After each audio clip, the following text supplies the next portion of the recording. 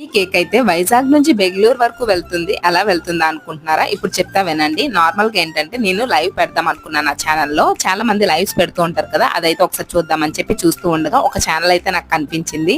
అదే శ్రావణ్ టాక్స్.